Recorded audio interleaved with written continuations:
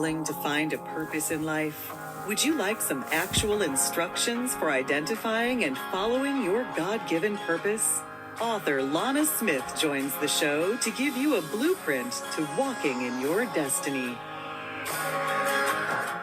So when you're trying to birth the purpose, there are restricted activities, like your thinking has to change, or the people, you have to restrict yourself from certain people, certain bad habits, because you will cause harm to your purpose. So we have to say, like, why don't I want to do this? Like, what is stopping me? What is it? What are the restrictions?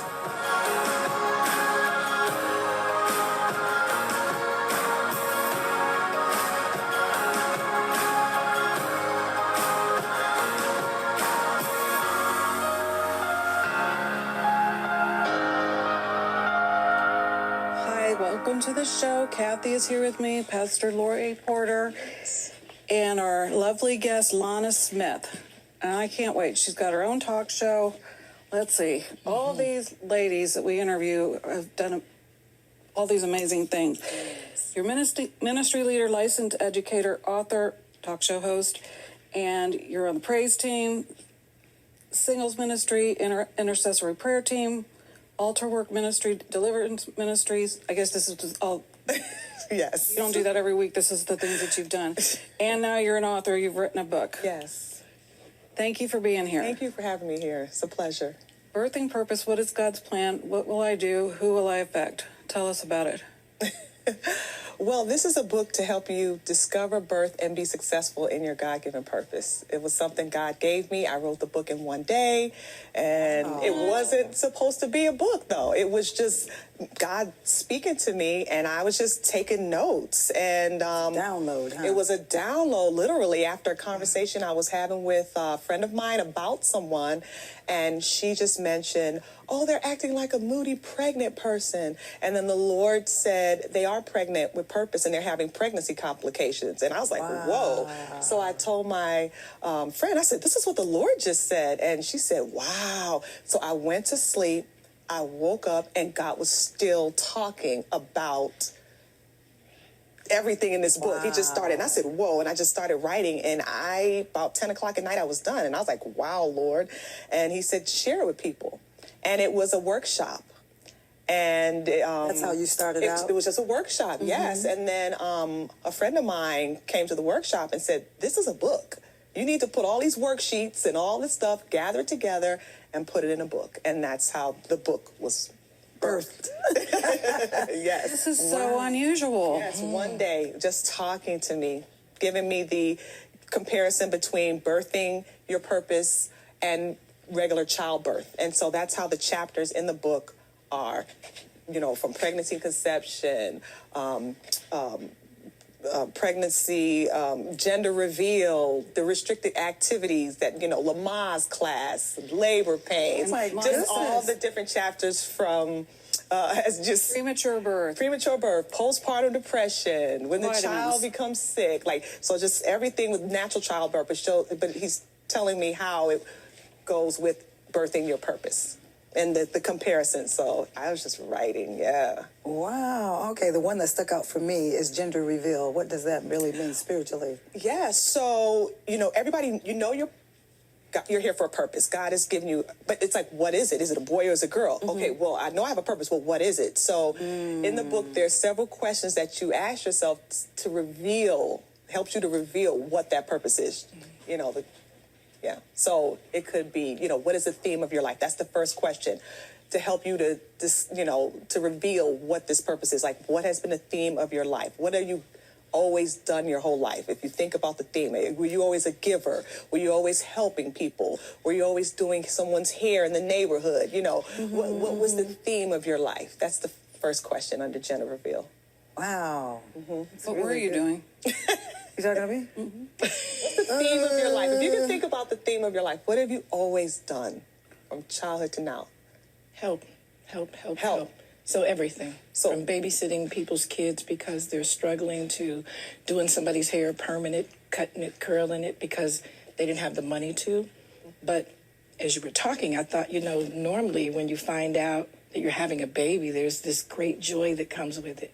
But that's long before you're at the 3-month, morning sickness. That's long before. You're so excited till morning sickness comes, and then 6 months later, you've gained, well, if you were like me, Jesus, I gained like 70 pounds by the time I gave birth to an 8-pound, 8-ounce baby boy. And I was just waddling along. So at the initial, I was excited.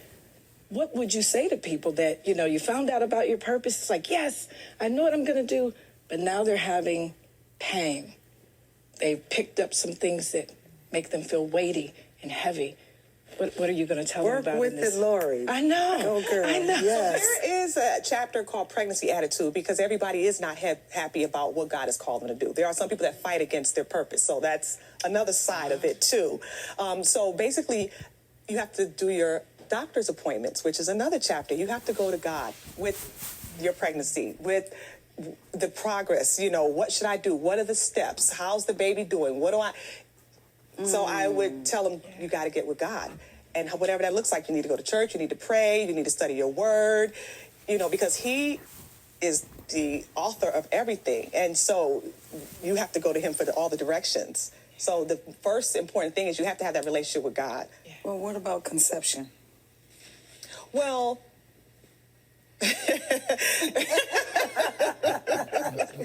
It's where it all starts.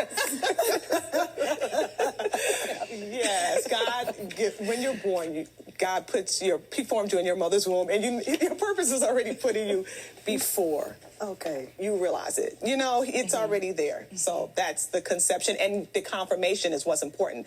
You want to get that confirmation, and there's different ways that you confirm that this is what you're supposed to do.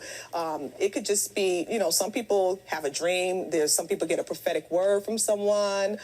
Some people take spiritual gifts tests or career tests. There's so many ways to get the confirmation to this conception. That's good. That was a good answer. That's very good. Just a few. Whew, okay. Under prenatal vitamins, it says you must take your vitamins to build your spirit.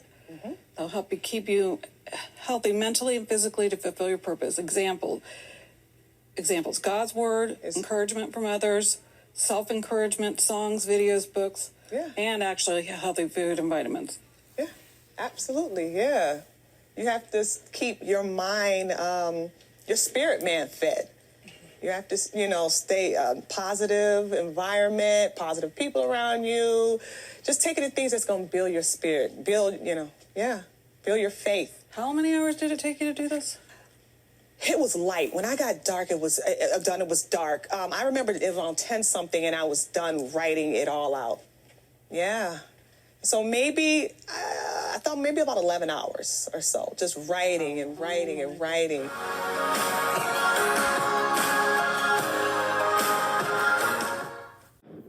I was going to say, Lori mentioned about the morning sickness. Mm-hmm. How does that? Because you were saying how at first you're excited about it, and then after a while you get sick because you're dealing with. Yeah, because I think that in ministry, when we're talking about the purpose, why God put us here, mm-hmm. And I always go back to Jeremiah, where the Lord said, I knew you before I formed you in your mother's womb. Mm-hmm. So we all came here with a purpose. And as you were talking, I was thinking about, okay, so people have probably gotten really excited. I can say this as a pastor, that another pastor was talking the other week, and he said, all last year I felt like quitting. Now he didn't, thank the Lord. But sometimes when people are functioning in their God-given purpose, mm-hmm. to others observing, it looks really easy, mm-hmm. right? Mm-hmm. But they don't know. If we deal with it from a natural perspective and birthing, they don't know that your feet are swollen. And that's why you got on flat shoes. And you're struggling with having on flat shoes, because if you're like me, honey, you're used to them 4-inch stilettos. That's what you love, right? But when I had to go to flat shoes, that was like, I felt like an ugly waddling duckling. But what does that look like when we're discovering our purpose and we hit that bump in the road? We hit that uncomfortability. What does your book tell us that we should do to get beyond the almost the thought of giving up, or maybe God didn't call me for this? What would you say to them? That's the chapter that's called Labor Pains. Yeah. Yeah, and so it's important to have a good tribe around you, like people that will encourage you and say, no, you can keep going. It's all about your relationship with God, praying, people encouraging you, remembering the why of what you're doing. That keeps you going. You know, the final goal that you are supposed to be serving and being a blessing to others. So that's a little bit of what it would say about those labor pains. Just stay encouraged. Remember why you're doing what you're doing. Have encouraging people around you. Yeah. Mm-hmm. That's awesome. So what led you to this place in your life? Like, what was your upbringing like? Did you have brothers and sisters? Or did you go to church? Well, yeah, I got saved in 1993. I've been in the church serving in all the different ministries that you've mentioned, and I really am a deliverance minister. I work in the ministry of deliverance. So this was like, really, Lord, what are we doing here? This is like a different turn. I'm like, I'm delivering people from things, and now you're telling me to write a book on birthing purpose. But God told me, yeah, you deliver people from bondage and strongholds, but now you're going to deliver them in a purpose. So it's all deliverance. It's just a different look of deliverance. So I said, okay. But yeah, I've just been working in the church, serving others, going through different struggles in my own life. So this book is really a blessing to me, because a lot of times when I'm going through something or I'm doing something, I'll hear the Lord say, that is not in the book. Follow your own advice.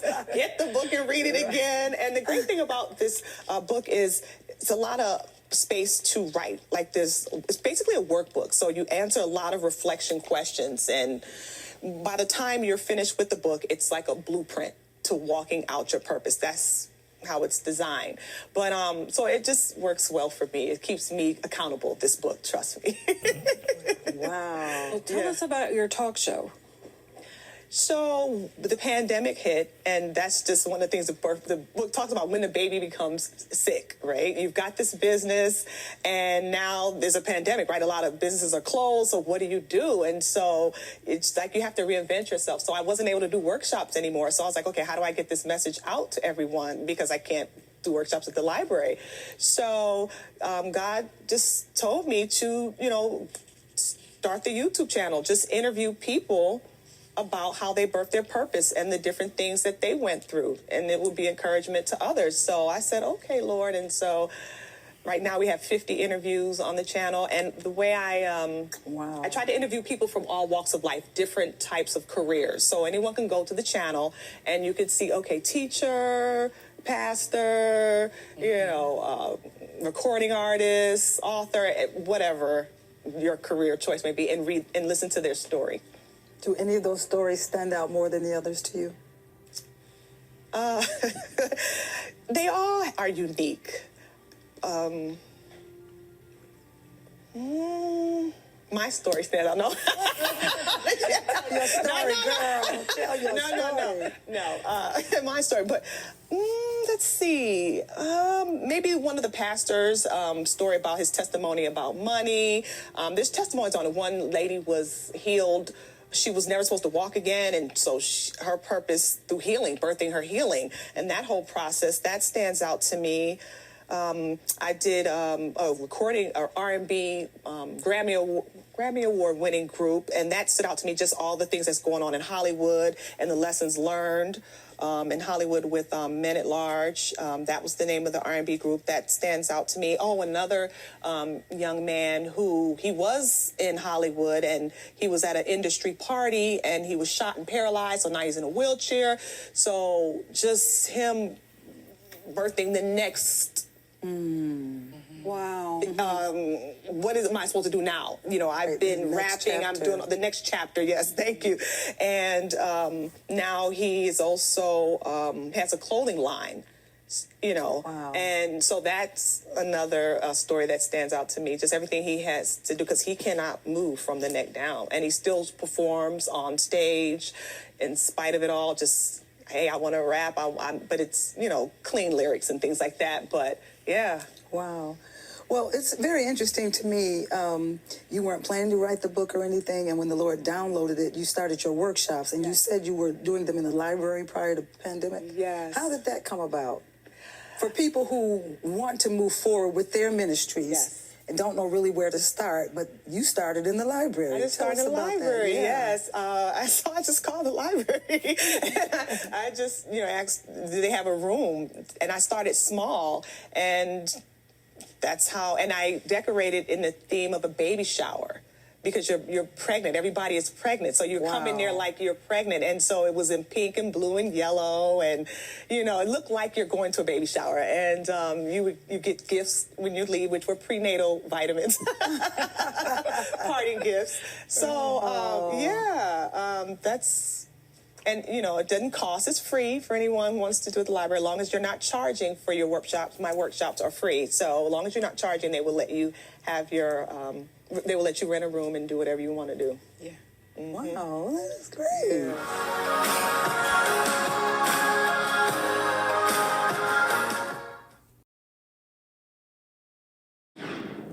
I love the topic. I wanted to pick on Julie a little bit because I don't think she always planned on sitting in this seat like this. No, I did not.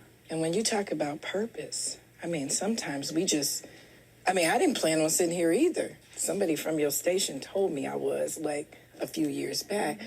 But when we look at where life takes us and lands us, I loved to know the stories about how folks have landed where they are, because, it is your purpose. That's why you're here. That's why you're sitting here today, even writing a book in a day. That was an amazing download. But what were your thoughts about even what you're doing today?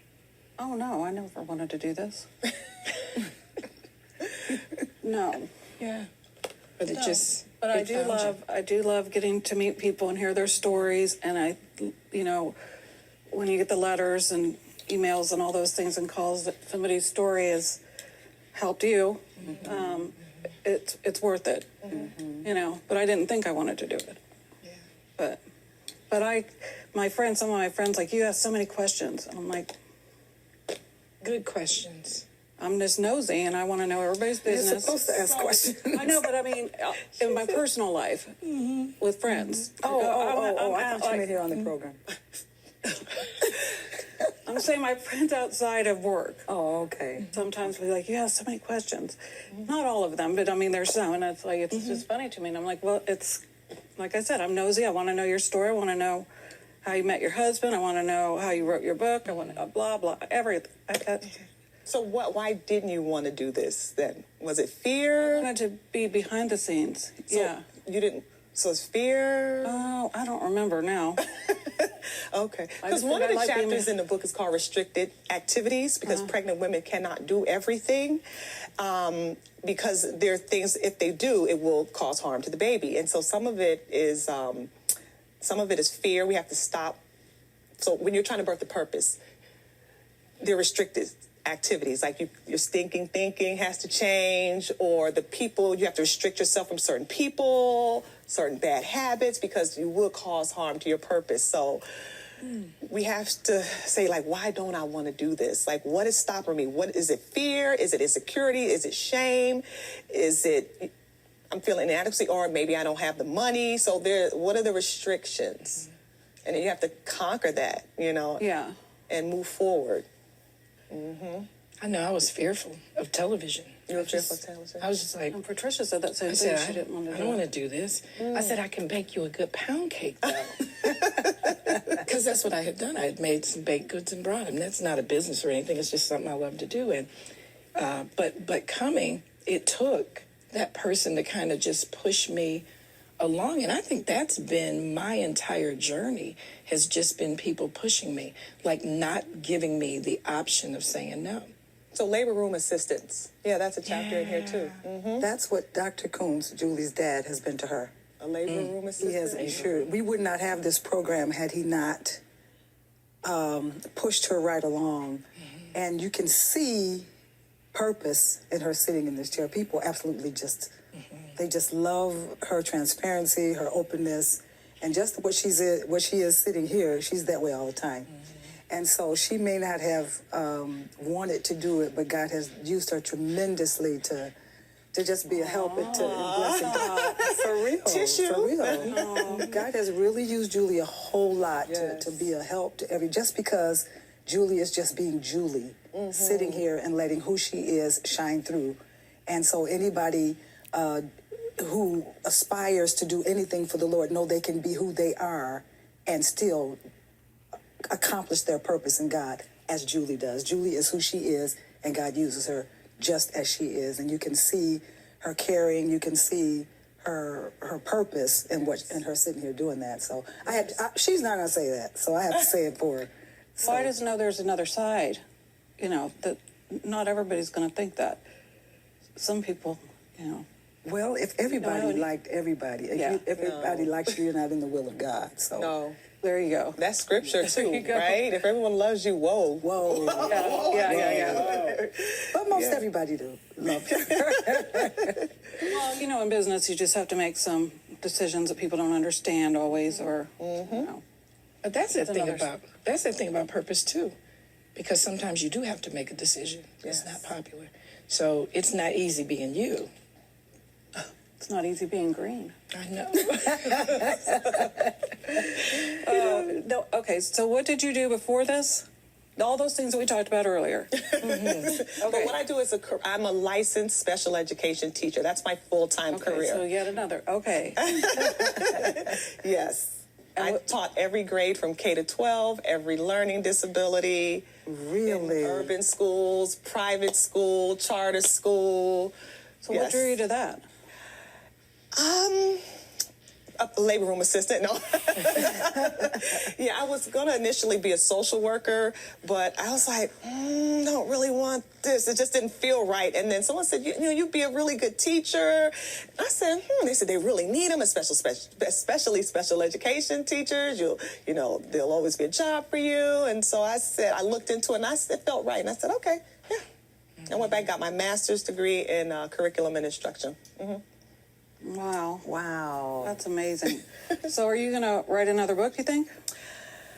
We'll see. Right now, there's an e-course that I just finished with the book, and that's what I'm going to get ready to launch, is the e-course. And we'll see where God leads. Well, that is good. So does your book talk about after the birth of the child? When the baby becomes sick, yes. Okay. And postpartum depression, because a lot of times people have these expectations about their purpose. Oh, it's going to make me happy, or it's going to make, I'm going to make a lot of money in this business, and it doesn't always go as planned. And so there's a little depression that comes with it. And so there's some questions that you have to ask yourself about your purpose, What are some of those questions for just our viewing audience? What was your motive? Like, what, because sometimes maybe the business costs too much, or it's draining them, or they're not getting enough rest. Like, some people open up a restaurant, they're there all the time, and they're like, wait, I want to be my own boss, and now I'm here all the time, so they're not happy. So you just have to ask yourself, like, how can you fix this? Ask God, really, like, what do I need to do to turn this thing around, because I don't want to be miserable in walking in my purpose. You have to actually, maybe you're doing it wrong. Maybe there's some red flags. There's another chapter, red flags to your purpose. Like, maybe this is your purpose, but you're going about it wrong. And so you have to dig into that, or maybe your expectations were wrong. Like, it's not about always making you happy. Your purpose is to bless other people. So maybe you had the wrong idea about this purpose. Maybe you thought this business was going to be $1 million business. Well, every business is not $1 million business. So you need to ask God, is this supposed to be $1 million business? Or is this, you know what I'm saying? Everything can't be big and grand. So you have to go back to God and find out, like, what does this really look like versus what I expected it to be? Well, what about those people who are pursuing the wrong purpose, have not discovered their real purpose? Yes, so that's why I stayed in connection with God and reading your word. Your purpose should line up with the word. It should glorify God. It should not disobey the Lord. It should not change your character from the way of love. It should not be illegal, immoral, or unethical. So those are like some of the red flags you need to check out. Like, what was the motive? Like, why does this start in the first place? Some people do it out of revenge, steal other people's clients and go start a business. Like, all this wrong stuff that you need to get back with God and say, like, why is this not going right? Like, what's going on? Is my heart right in this, I love labor room assistant.